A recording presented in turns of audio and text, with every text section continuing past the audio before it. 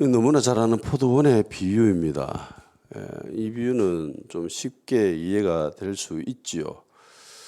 예수님이 하신 많은 비유들 중에 제자들이 특별히 이해가 잘 안 돼서 예수님께 물어본 적도 있습니다. 예수님 도대체 이 비유의 뜻이 뭐죠? 라고 물어본 적이 있었죠. 씨 뿌리는 비유가 그와 같죠. 그래서 예수님이 친절하게 설명을 해줍니다. 근데 이 비유는 특별히 설명해 줄 필요도 없습니다. 딱 들으면 이게 무슨 소리인지 알 수 있어요. 그래서 이 소리를 딱 듣자마자 바리새인들, 유대인들이 바로 반응을 하지요. 예. 그들이 딱 듣자마자 이거 우리한테 이야기하는 소리네라고 하면서 예수님을 잡으려고 했죠. 예. 그만큼 이 비유는 쉽게 풀 수가 있습니다.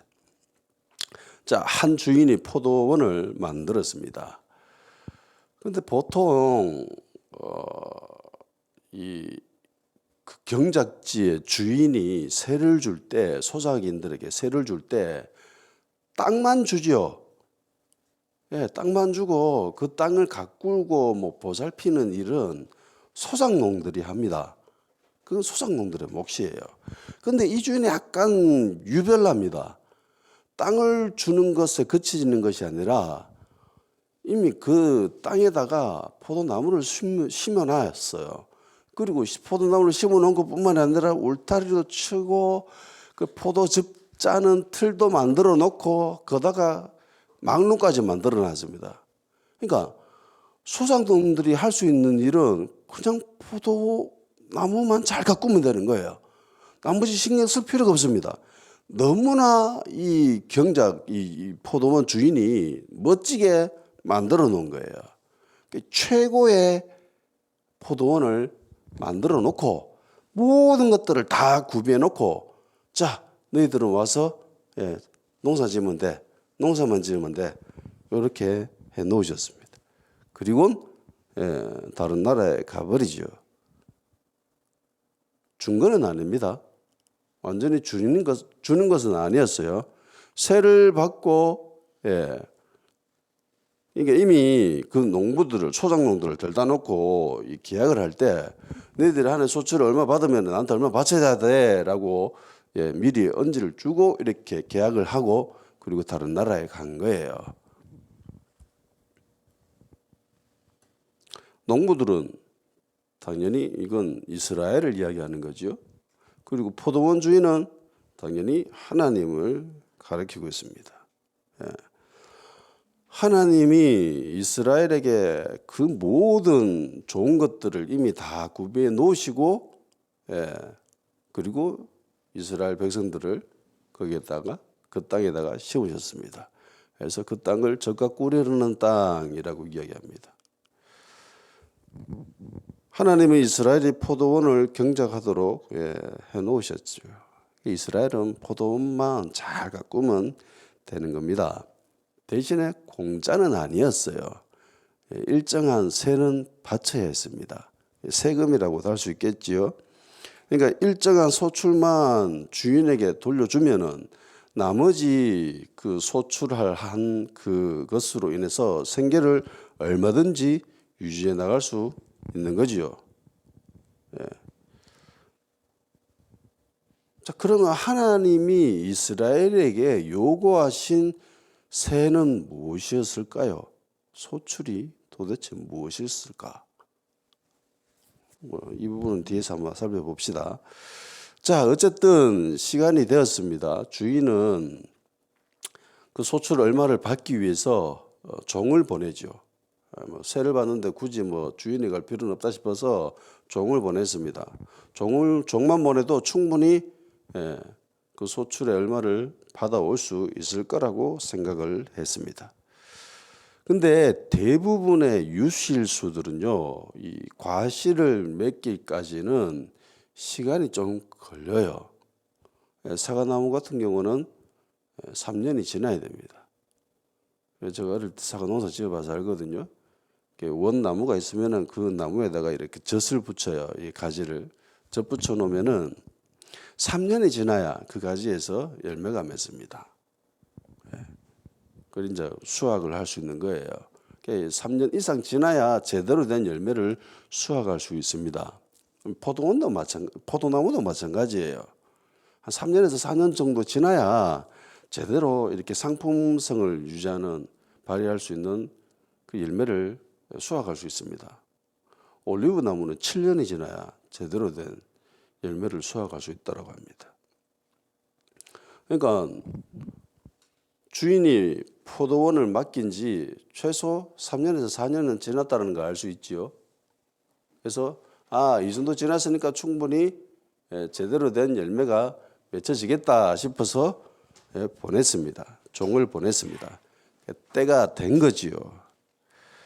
세를 받기 위해서 종을 보냈는데 이 농부들이 하는 짓이 가관입니다. 이미 주인하고 계약을 할 때 세를 주기로 했잖아요. 그죠? 근데 세를 받으려고 딱 보냈는데 이 농부들이 그 종들을 막 때립니다. 심하게 때려서 돌려보냈습니다. 그러니까 이 주인은 어떻게 했냐면은 또 다른 종을 또 보냅니다. 근데 이번에는 이 농부들이 조금 간이 더 부었습니다. 머리주 때리고 온갖 모욕을 해쌓고 그래서 또 보냈습니다. 그러니까 네 주인은 또 다른 종을 보냅니다.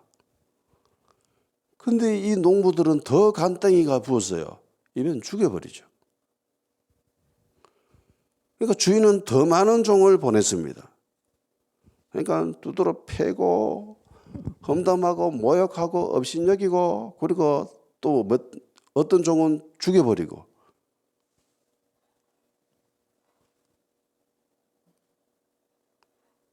종은 누구일까요?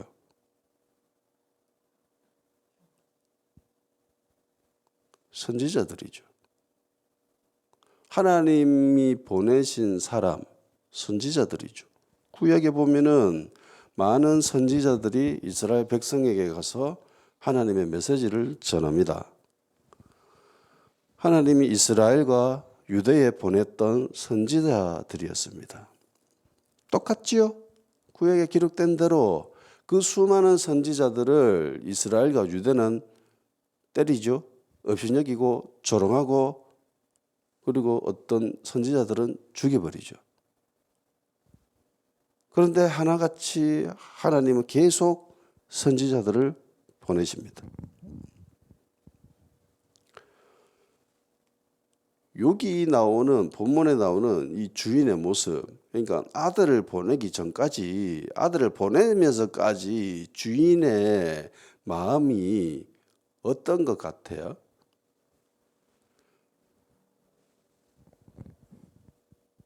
하나님이 이스라엘에게, 유대에게 선지자들을 보낼 때 어떤 마음이었을 것 같아요?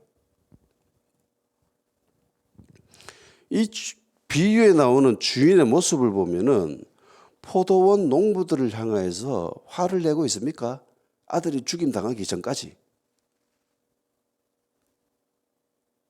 이거 봐도 감정이 없는 것처럼 느껴지면서까지 보통 내 대신에 종들을 보내가지고 세금 받아오게끔 했으면은 받아와야 되는데 막 죽이고 막 그래요. 떼두루 패고 막 모여가고 조롱하고 그러면 그 모습을 보면 주인이 어떻겠어요? 기분이 정말 짜증날 거 아닙니까? 내가 주인인데 내 대신에 보냈는데 막 두드려 패고 그러다는 건 뭡니까? 곧 나 자신에 대한 그런 태도잖아요. 그럼 열받아야 되잖아. 화나야 되잖아요. 근데 주인에게는 이런 모습이 안 보입니다. 이게 어떠냐면은 포도원 농부들을 향해서 기대를 놓치지 않는 것 같아요. 희망을 놓치지 않는 겁니다. 이번에는 얘들이 정신 차리겠지. 이번에는 얘들이 제대로 하겠지. 계속 그런 모습을 보이는 것 같아요. 구약에 나오는 이스라엘을 향하여서 선지자들을 보낼 때 하나님의 모습과 똑같죠. 얘들이 지금 잘못하고 있는데 근데 이번에는 얘들이 제대로 알아듣겠지. 이번에는 제대로 알겠지. 라는 그 기대감이 여기에 묻어 있습니다. 농부들을 괘씸하다고 생각합니까? 얘네들이 나쁜 놈이라고 막 화내고 역정내고 그런 모습이 보여요? 아들이 죽기 전까지는 이 포도원 주인에게는 그 어떤 모습도 발견할 수가 없습니다. 화내면서 보냈다는 기록 자체가 없지요. 포도원 농부들을 향해서 실망했다는 것도 없습니다. 보면은 마치 감정 없는 그런 로봇 마냥 그냥 죽임 당하면 또 보내고 죽임 당하면 또 보내고 두드러 맞아 오면은 또 보내고 계속 보냅니다.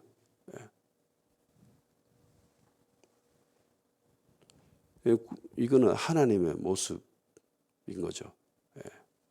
하나님이 잘못하고 있는 이스라엘을 향해서 사랑의 모습을, 사랑의 태도를 감추어 버리십니까? 이스라엘을 포기하나요? 이스라엘 향해서 희망을 놓아버리나요? 아니죠. 잘못하고 있지만 어김없이 붙잡고 있습니다. 왜요? 사랑하니까. 아버지니까. 자기 자식이니까. 자기 자식이 잘못하고 있으면은 자기 자식이 솔직하게 밉지만은 포기는 못 하잖아요. 언젠가는 정신 차리겠지라고는 희망을 놓을 수가 없는 거예요. 그거 놔버리면 그거 부모가 아니잖아요. 그죠?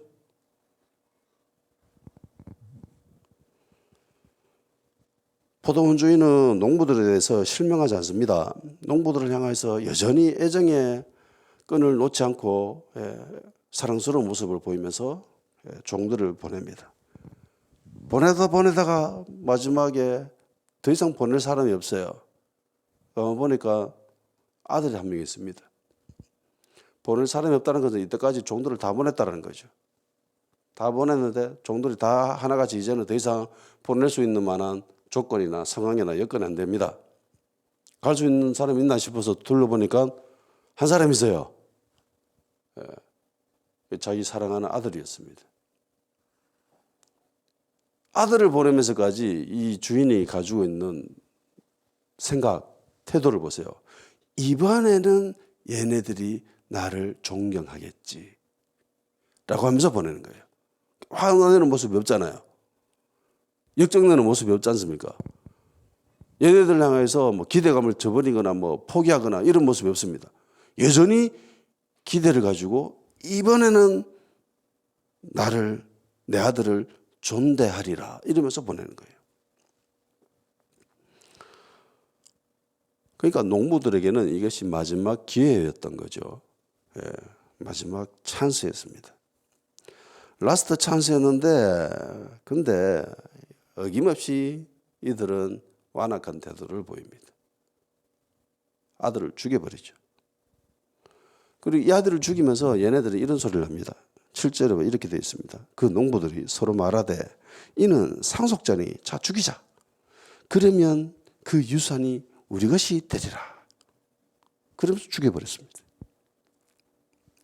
왜 이 농부들이 이런 소리를 하냐면요. 당시에 법이 있었어요.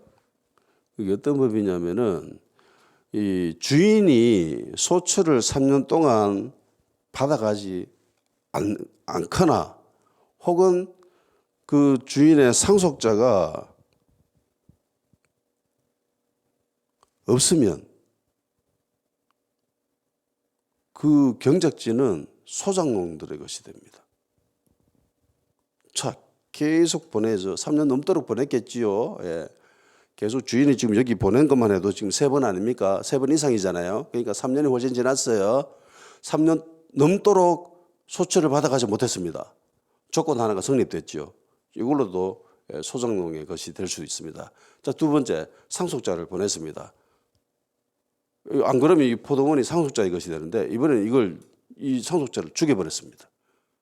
그러면은 상속자도 없어요. 그러면 당연히 이 포도원은 누구 것이 돼요? 농부들의 것이 되는 거죠. 멋지잖아요. 더 이상 이 포도원은 주인의 것이 될 수 없습니다. 자기 것이 될 수 있는 거예요. 그래서 이들은 자신의 이익을 위해서, 유익을 위해서 아들을 죽여버립니다. 세를 받으러 왔던 종들을 죽이면서까지 소처를 주지 않았습니다.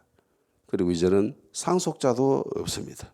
완벽하게 포도원이 자기들의 것이 되어버렸죠. 그러니까 농부들은 주인의 마지막 기대를 아주 무참히 짓밟아 버렸습니다. 포도원을 가꾼 사람은 농부가 아니죠. 주인이었습니다. 주인이 포도나무 심고 포도나무를 아주 멋들게 만들어 가지고 울타리까지 치고 포도즙을 짤 수 있도록 모든 시설을 완비해 놓고 게다가 누군가가 침해해 오지 않을까 싶어 가지고 망대까지 재어 놓고 그러니까 멋지게 만들어 놓았어요. 농부들은 여기 아무런 것도 안 했습니다. 다 해놓고 뚝 들다 놓고 여기 누구 그냥 농사만 지어. 포도나무만 갖고 라고 한 거예요. 이걸 다 알고 있음에도 농부들은 아주 주인의 기대를 무참히 짓밟아 버렸습니다. 마지막 희망이었던 아들까지 죽여버리죠. 주인은 이것을 다 경험합니다.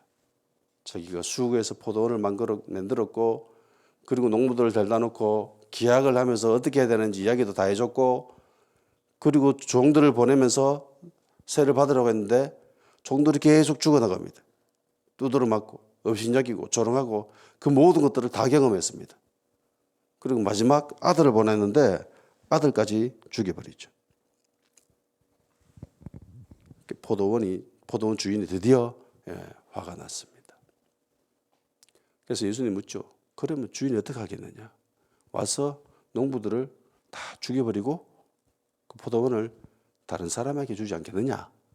라고 하면서 10절, 11절 말씀을 하시죠. 너희가 성경의 건축자들이 버린 돌이 모퉁이의 머릿돌이 되었나니 이것은 주로 말미암아 된 것이 우리 눈에 놀랍도다 하면 읽어보지 못하였느냐 하시니라. 아멘. 이 비유의 뜻이 뭐지요?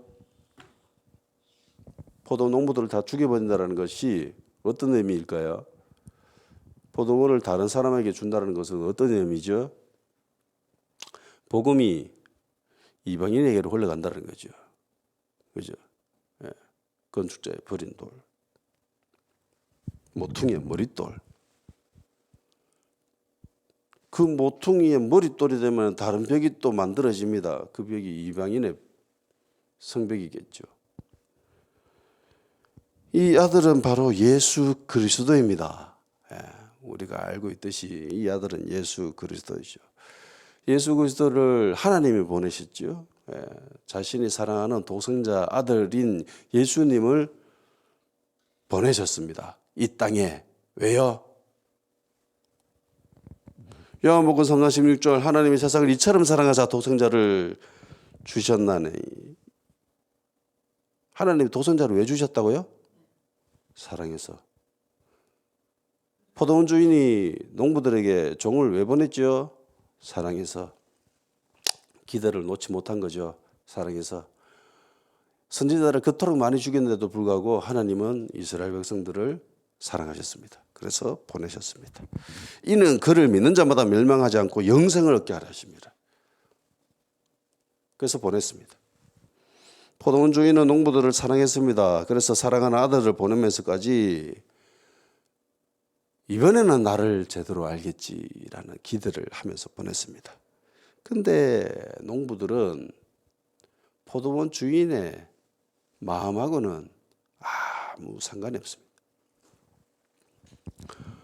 그러니까 포도원 주인이 계속 종들을 보내고 아들을 보내면서까지 가지고 있었던 마음이 뭐냐면은 단순히 세를 받기 위함이 아니에요.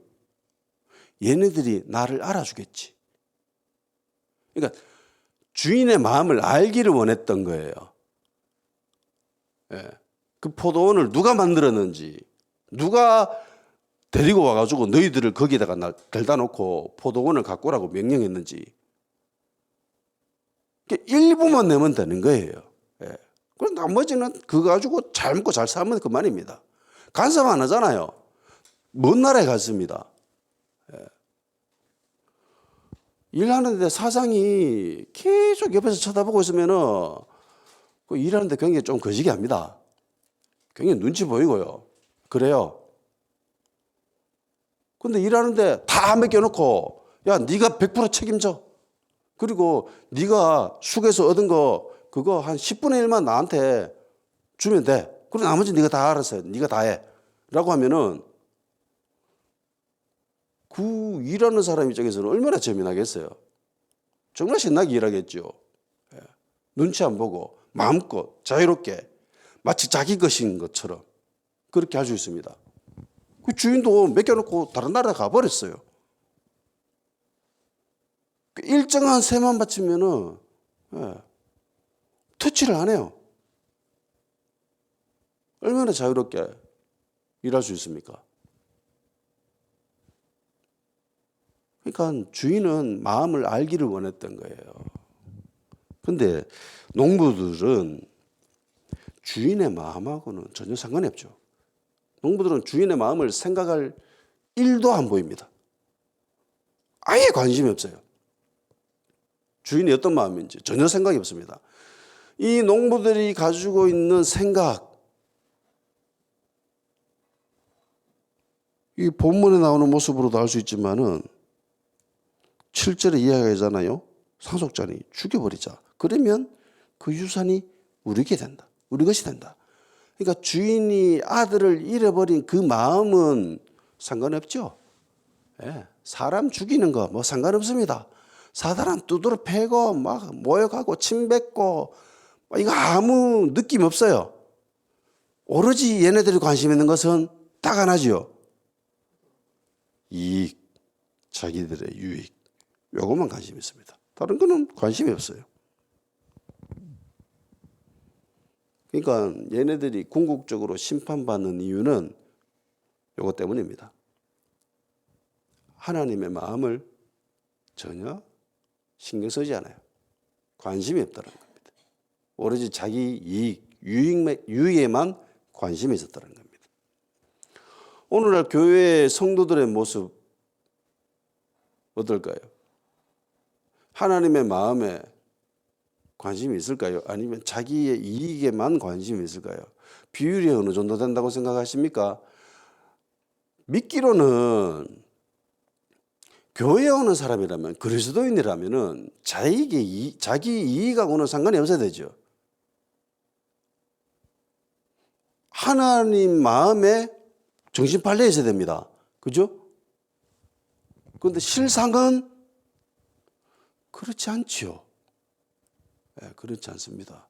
왜냐하면은 우리가 하는 기도만 봐도 그거 알 수 있습니다. 새벽에 나와서 기도하는 성도들의 기도 내용을 뭐 어쩔 수 없이 듣게 되잖아요. 대부분 어떤 기도 합니까?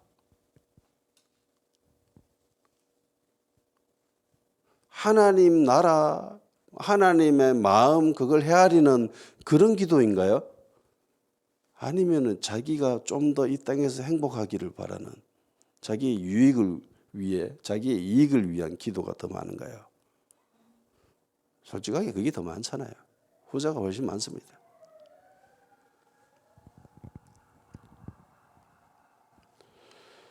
처음부터 이 농부들은 이 포도원이 자기가 아닌 것을 알았습니다.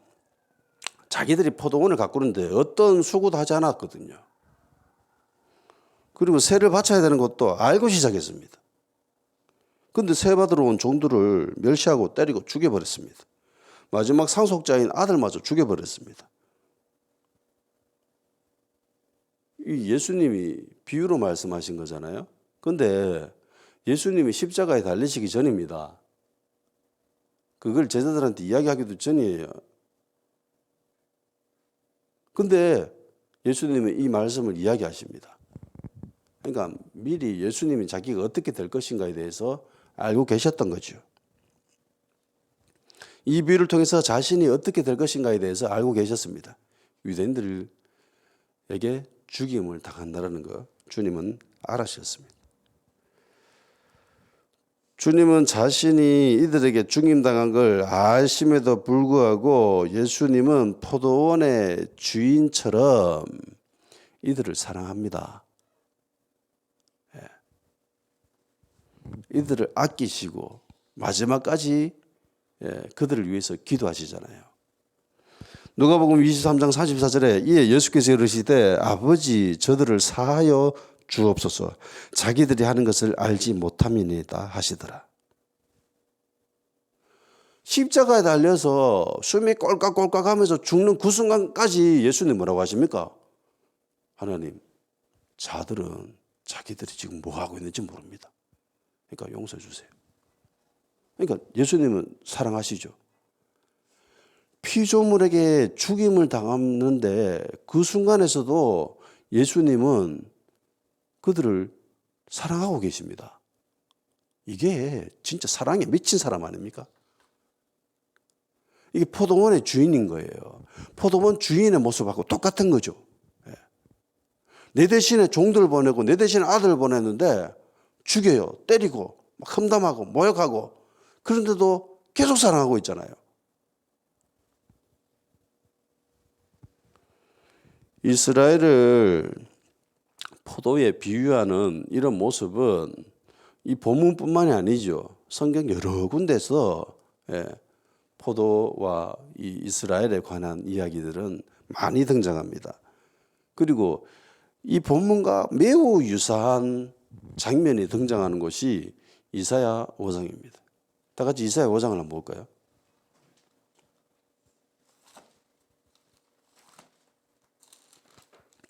이사야 5장 1절에서 7절까지입니다. 이사야 5장 1절에서 7절.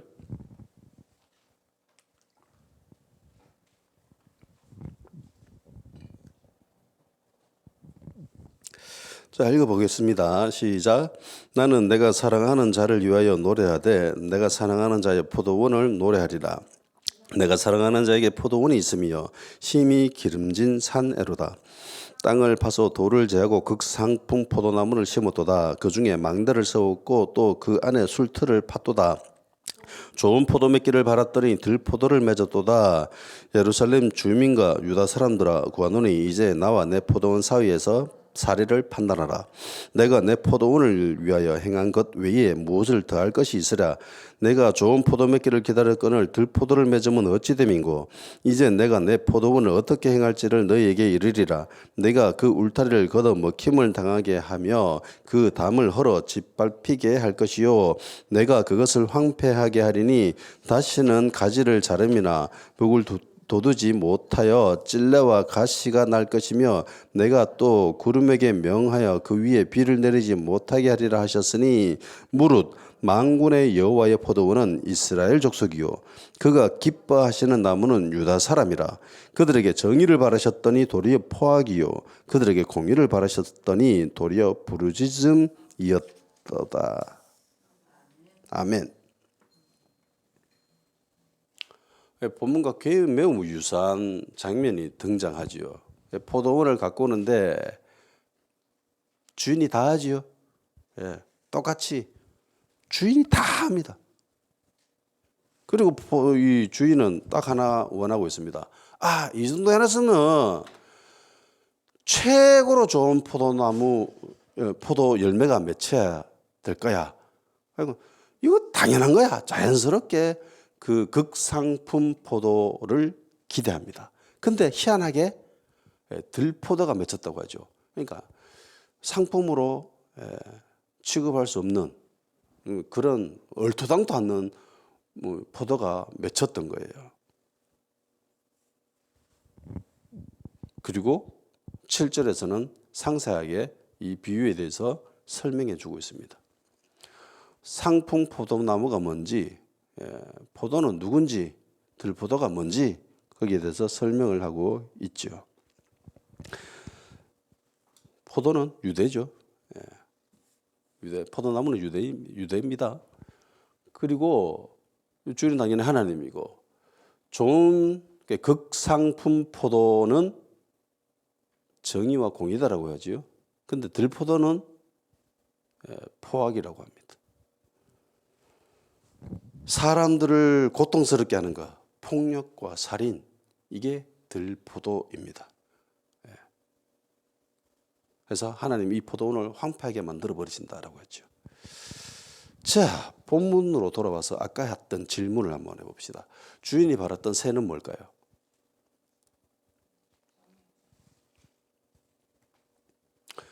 뭐 하나님을 잘 섬기는 것이라고도 할 수 있겠지요. 예. 이방신을 섬기지 않고 하나님만 섬기는 것, 이것을 하나님이 바라셨을 수 있습니다. 당연하죠. 예, 당연합니다. 근데 이것뿐일까요? 보통의 이 본문에 나오는 이 비유를 할 때 사람들은 이런 식으로 받아들입니다. 하나님을 잘 섬겨야 된다. 이방선을 섬기지 말아야 된다. 뭐 이런 것을 하나님께 바쳐야 된다. 이게 하나님이 바라신 소출이다, 새다라고 이야기를 하는데, 근데 매우 유사한 장면이 이사야 5장과 비교해 보면은 단순히 이것만이 아니다라는 걸 알 수 있습니다. 그죠?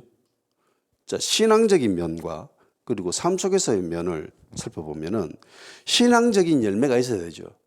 그게 하나님만 섬기는 겁니다. 이방신을 섬기지 않고 하나님만 섬기는 거. 근데 하나님만 잘 섬겼던 모습도 있었죠. 그게 대표적인 것이 이사야 1장에 나오는 이스라엘의 모습입니다. 얘네들은 하나님만 섬기는데 그 모습을 보면 완벽하죠. 예배도 정말 많이 드리고 헌금도 정말 많이 하고 뭐 한 번만 나오는 게 아니라 계속 꾸준히 나와가지고 하나님 마당을 밟았다고 합니다. 그런데 하나님 말씀은 너희들은 내 마당만 밟고 있다. 더럽다. 좀 그만 온나? 그만 갖다 바쳐라. 너희들 손에 있는 게 뭐냐? 그거는 헌금이 아니고 피다 라고 이야기했죠. 그러니까 이사야 5장에 나오는 모습과 같은 거죠. 들포도는 포악이다. 포악은 폭력과 살인을 이야기하거든요. 피를 이야기합니다. 부르짖는다고 하잖아요. 부르짖는 소리가 그게 포악이라고 합니다. 그게 들포도라고 합니다. 왜 부르짖겠어요? 두드러 맞으니까. 누가 두드러 팼지요?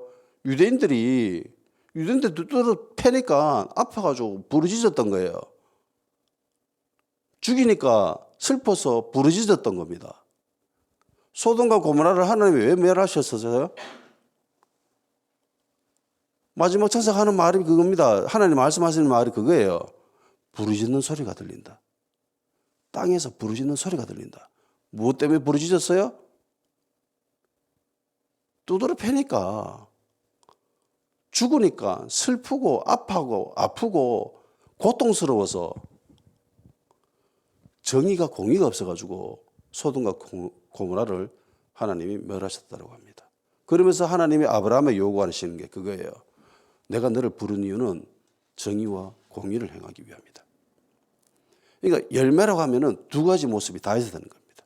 신앙적인 면에서 이방신을 섬기지 말고 하나님만 섬기는 모습.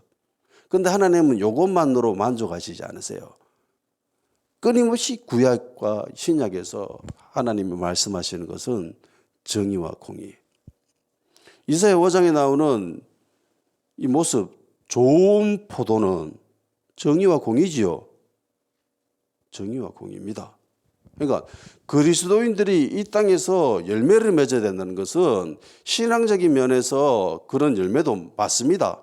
전도 열매 맺어야 되죠. 예, 당연합니다. 이방신을 섬기지 말아야 됩니다. 당연합니다. 성령의 열매 맺어야 되죠. 당연합니다. 근데 그것만으로는 안 된다는 겁니다. 정의와 공의.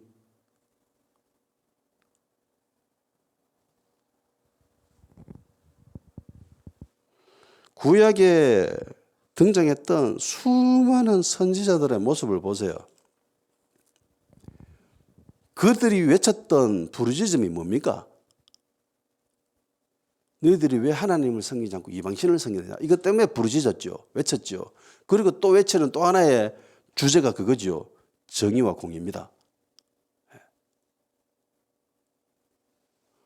그래서 지금 현재의 이스라엘에서 그 정의라고 이야기하면은요, 이스라엘 사람들은 그 정의를 어떻게 받아들이는 줄 아세요?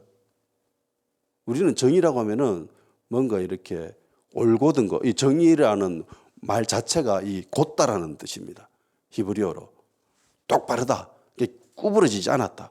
뒤틀려지지 않고 똑바른 거, 그걸 정의라고 이야기합니다.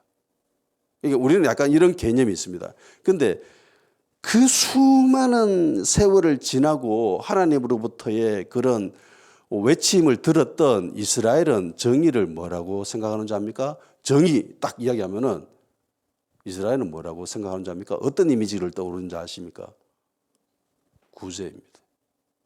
가난한 사람들을 보살피는 거, 챙기는 거, 그들을 품는 거, 그걸 구제를 정의라고 받아들입니다. 수많은 세월 동안 자기들이 몸으로 체험한 거예요. 하나님이 바라셨던 정의는 이거다. 정의의 원뜻은 그게 아닌데 살아다 보니까 수많은 세월 동안 얘네들이 몸으로 직접 겪어보면서 하나님이 바라셨던 것은 이거구나. 그걸 체험했던 거예요.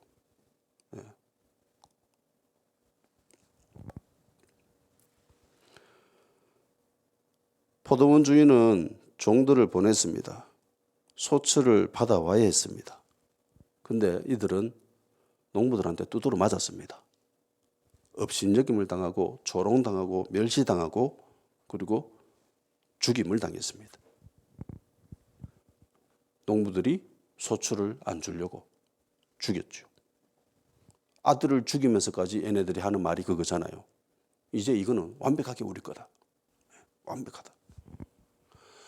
자, 어떤 사람들은 이게 웬만한 사람은 이게 비유를 이렇게 풀고 이렇게 해석하는데 크게 뭐 어렵거나 뭐 잘못된 경우가 있지는 않을 것 같은데, 그런데 일부 사람들 중에서는 이 비유를 잘못 해석하는 사람들도 있기 때문에 제가 높아심에서 이야기를 합니다. 비유 그 자체에 특별히 숨어 있거나 중요한 메시지가 있는 건 아니에요. 왜냐하면은 이 포도원 농부들은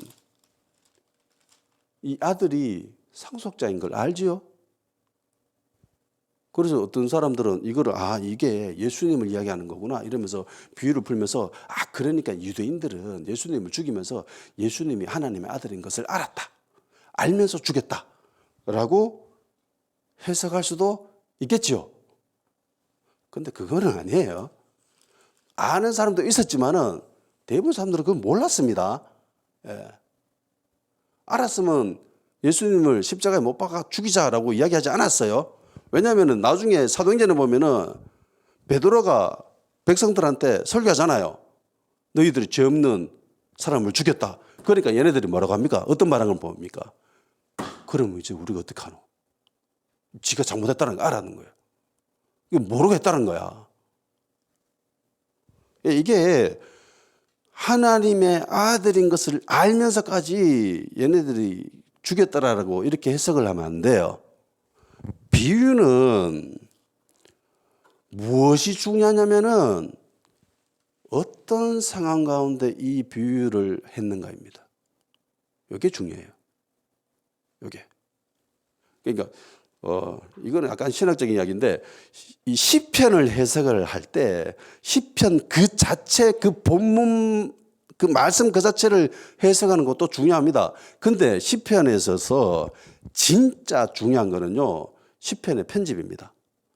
시편 1편이 왜 1편에 있는가? 시편 150편이 왜 150편에 갖다 있는가? 그게 중요하거든요. 근데 그것처럼 이 비유가 어떤 상황 가운데 나타났는가? 이게 진짜 중요한 거예요.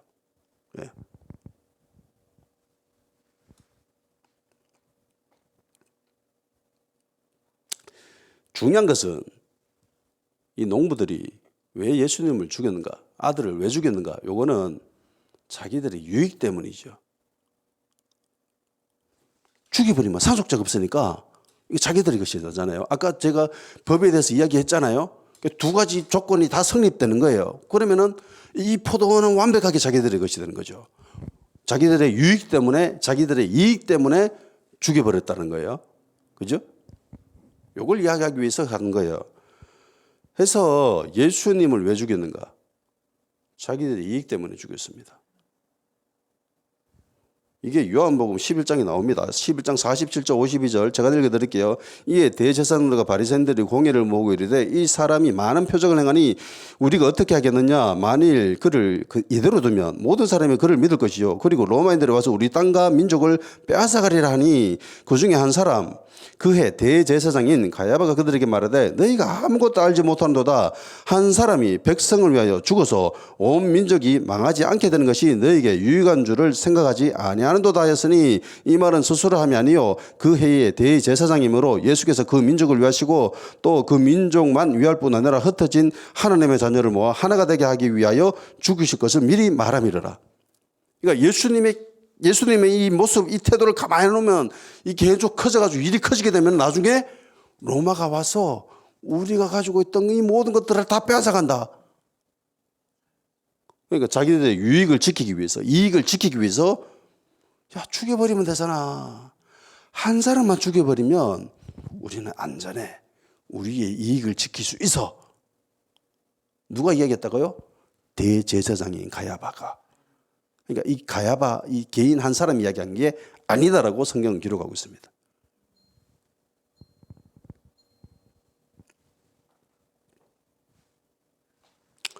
보냄받은 종들을 한번 생각해 볼까요?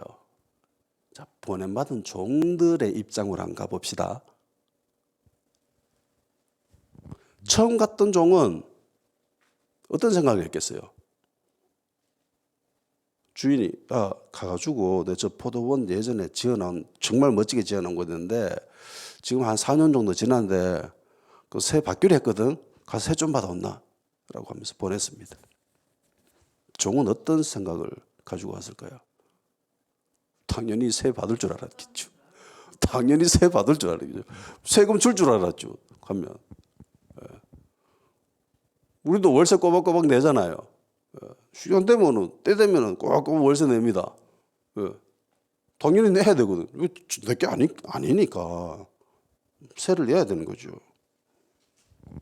근데 갔는데 어떻게 됐죠? 두드러 맞았습니다. 갔는데 세 받으러 갔는데 자기가 갑질을 해야 되는데 오히려 당했어요. 엄청나게 두드러 맞고 아파 죽겠어요. 다른 나라예요. 다른 나라.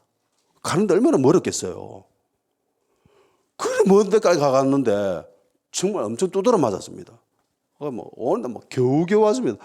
주인한테 와가지고 주인이 두드러 맞아서 나 오는다고 죽을 뻔했습니다. 이러면서 겨우 왔습니다. 이러면서 보이십니까 지금 다리 부러진 거.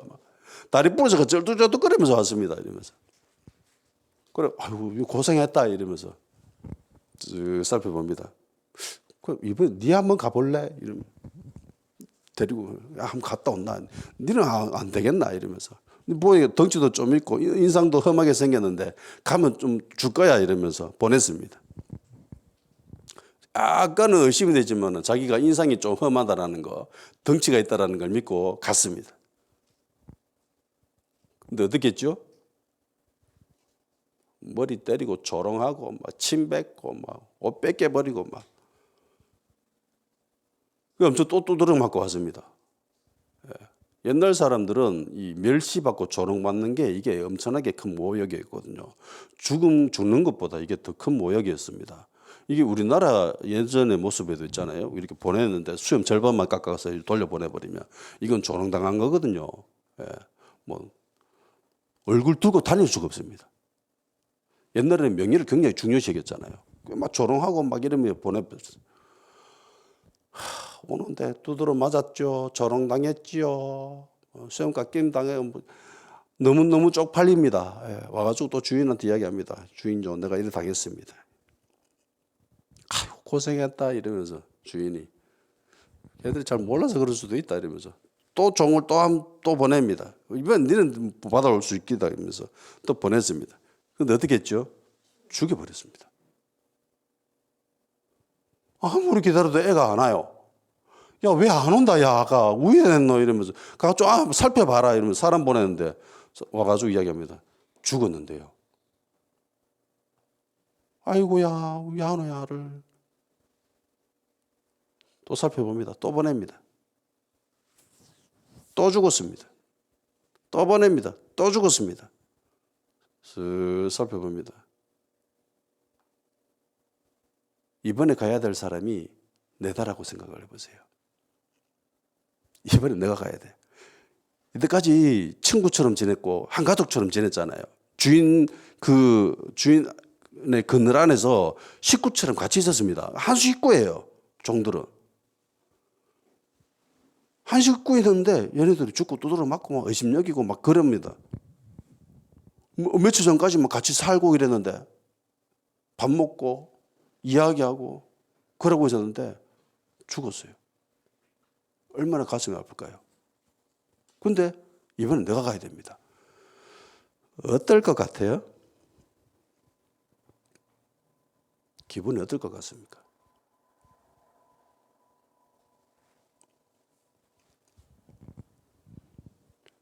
목숨을 부지해서 돌아온 종들은 이야기했을 거예요. 야, 저기 골 때린다 이러면서. 저 사역지 어마어마하게 빡시다 이러면서 막 이야기합니다. 야, 가면 죽을 수도 있다.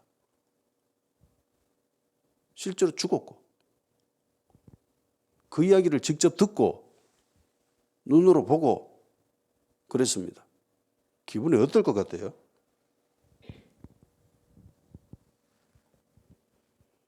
이번에 가야 될 종이 내다라고 생각을 해보세요. 내가 가야 돼요. 내 안에는 어떤 마음이 들겠습니까? 이번엔 내가 가가지고 주인의 말을 철저히 순종해가지고 내가 멋지게 임무를 완수하리라. 그런 마음이 들겠습니까? 저라면 그런 마음이 안 들 것 같아요. 그러면 왜 보내는데요? 주인 직접 가시죠. 아니 뭐 갈 때 뭐 군사들 뭐 좀 힘 좀 쓰는 사람 좀 같이 보내든가. 왜 나만 보냅니까? 너 이번에 나까지 죽으면 어떡합니까? 근데 이 보냄받는 종들의 모습에 그런 모습이 보입니까? 내가 보면은요, 이 주인은 약간 감정 없는 것처럼 죽었어? 그러면 보내지 뭐. 죽었어? 그러면 보내지 뭐. 이러면서 계속 보냅니다. 근데 우리는 알고 있지요. 감정이 없는 게 아니라는 거. 사랑하고 있다라는 거. 사랑하면서 계속 보낸 거예요. 근데 이 종들을 또 약간 이게 뭐 로버트처럼 감정 없는 사람처럼 죽임당해서 이번에 내가 가지 뭐. 주인 보내네? 내가 가지 뭐. 내가 받아올게요. 죽었습니다. 이번에 또 보냅니다. 이번에 또 내가 가지요. 이러면 갑니다.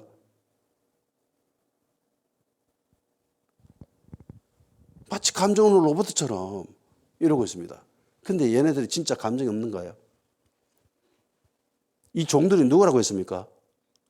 선지자들이라고 했습니다. 선지자들이 이스라엘 향해서 어떤 마음을 가지고 있었죠? 사랑한 마음이 있었죠. 불타는 사명감을 가지고 있었습니다. 이사야 6장 8절에 내가 또 주의 목소리를 들으니 주께서 이르시되 내가 누구를 보내면 누가 우리를 위하여 갈고 그때에 내가 이르되 내가 여기 있나이다 나를 보내소서. 하나님의 마음을 알고 있죠. 주인의 마음을 알고 있어요. 종들은 희한하게 주인의 마음을 알고 있어요. 희한하게 농부들은 주인의 마음은 1도 신경을 안 쓰는데 이 종들은 주인의 마음을 100% 흡수하고 있습니다. 몸에. 그러고 가는 거예요. 뭐 죽으면 죽으리다 이러면서 갑니다. 주인이 안타까워서 이번에는 누가 보내지라고 할 때 자원하죠. 이번에는 내가 가겠습니다. 나를 보내면 됩니다. 내가 여기 있잖아요. 내 보내시면 됩니다. 이러면서 손 들고 저 보내주세요. 가면 죽는데 그래서 저를 보내주세요. 왜? 주인의 마음이 있거든요. 아들도 똑같고 종들도 똑같고 그 주인의 그 종들이고 그 주인의 그 아들입니다. 이들은 기꺼이 갑니다. 어떻게 될지 눈에 뻔한데 갑니다. 주인의 마음을 품었기 때문에 가능한 거예요. 포도원의 농부들, 포도원 주인의 종들 사이에 근본적인 차이가 여기 있습니다. 농부들의 머릿속에는 주인이 없어요. 자기들의 이익만 있습니다. 어떻게 하면 내가 좀 더 이익을 취할 수 있지? 어떻게 하면 내 이익을 보존할 수 있지? 이것만 관심이 있습니다. 그리스도인들이 어떻게 하면 내가 좀 더 행복할 수 있지? 어떻게 하면 우리 식구들이 잘 먹고 잘 살 수 있을까? 예수 잘 믿으면 복 받는다고 하는데, 예수 믿으면 돈 잘 번다는데, 예수 믿으면 건강해진다는데, 예수 믿으면 사업이 번성한다는데, 여기에만 관심이 있습니다. 근데 종들은 어때요? 하나님 마음 품고 죽으러 가죠. 하나님 마음 품고 두드러 맞습니다. 하나님 마음 품고 의심당하고 조롱당합니다. 멸시당합니다. 그거 기꺼이 감내하지요. 근본적인 차이입니다. 무엇 때문에 신앙생활 합니까? 무엇 때문에 예수 믿습니까? 무엇 때문에 교회 다니죠? 복 받기 위해서? 잘 먹고 잘 살기 위해서? 천국 가기 위해서죠. 예, 천국 가기 위해서입니다. 근데 이 정도 되면은 우리는 하나의 답을 더 추구해야 됩니다. 하나님의 마음. 하나님 마음을 알아야 되잖아요. 그죠? 예. 종들은 그 마음을 알았습니다. 아들도 그 마음을 알았습니다. 예. 이 정도 됐으면은, 신앙생활 했으면은 선생이 돼야 되죠. 어린아이로 있는 게 아니라 잘해야 됩니다. 잘하면은 마음을 아는 거죠. 어른이 된다는 것은 마음을 헤아리는 거죠. 예. 이전까지는 막 받기만 했는데 어른이 되면 마음을 헤아리죠. 예. 아이고, 우리 엄마가 내 때문에 이렇게 힘들었구나. 어릴 때는 몰라요. 예. 나중에 알게 됩니다. 나중에 커서도 잘 모르고 부모님이 돌아가시고 난 뒤에 나중에 깨닫죠. 아버지가 이랬구나. 엄마가 이랬구나. 그 뒤늦게 깨닫습니다. 그 마음을 헤아리게 되는 거죠. 마음을 알게 되는 겁니다. 포도원 농부들은 주인에 대한 감사가 없습니다. 포도원을 가꾼 거는 주인이거든요. 자기들이 아니거든. 근데 감사하는 마음도 없고 예의도 없고 존경심도 없고 대우할 줄도 모릅니다. 전혀 그게 관심이 없습니다. 오로지 자기의 유익, 이익 여기에만 관심이 있습니다. 근데 제가 지금 이야기를 쭉 하면서 제일 중요한 거 하나 빠뜨리고 합니다. 지금 혹시 그게 뭔지 아시나요? 이게 제일 중요합니다. 그게 뭐냐면요, 예수님은 왜 이 비유를 하셨는가입니다. 아까도 이야기했지만 이 비유를 왜 하셨지요? 어떤 상황 가운데 이야기를 하시지요? 왜 이 비유를 들어서 설명을 하십니까? 11장 33절을 읽어봅시다. 11장 33절 시작.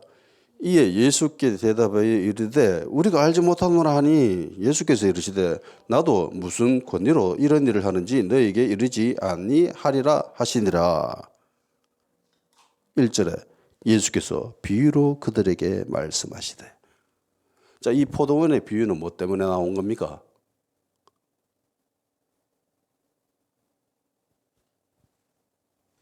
권위죠. 11장 후반절에 나오는 주제가 그거잖아요. 네가 무슨 권위로 이 일을 하는데, 네가 누구한테 권위를 받아서 이 일을 하는데, 라고 했을 때 예수님이 그럼 나도 너한테 질문할게. 요한의 세례가 어디로부터 나온 거냐? 라고 반문을 하죠. 그러니까 얘네들이 한번 생각해보다가 우리는 알지 못해. 뭐라도 이야기하면 이거 걸리거든요. 우리는 알지 못해. 그러니까 예수님도 나도 이야기 안 해준다. 무슨 권리로 일을 하는지 라고 하면서 이 비유를 들어서 설명하십니다. 그러니까 이 포도원의 이 비유의 핵심은 뭐예요? 권위입니다. 이 부분에 대해서는 다음 주에 설명하도록 하겠습니다. 다 같이 기도하는 시간을 가지도록 합시다. 하나님은 우리에게 좋은 포도원을 주셨습니다. 이미 주셨습니다. 그래서 우리는 주님께 다시 돌려드려야 되죠. 만물이 주님께로 왔고 만물이 주님께로 갑니다. 당연히 우리도 주님의 것이고 우리가 누리는 그 모든 것도 주님의 것입니다. 그래서 우리는 주님께 드려야 됩니다. 신앙적인 열매 주님께 드려야 됩니다. 그리고 삶 속에서의 열매도 주님께 드려야 됩니다. 하나님만 섬겨야 되고요. 그리고 이 땅에서 우리는 삶 속에서 정의와 공의를 이루어가야 됩니다. 하나님, 우리가 주님께 올바른 열매, 극상품 포도 열매를 주님께 돌려드릴 수 있는 자들 되게 도와주시옵소서.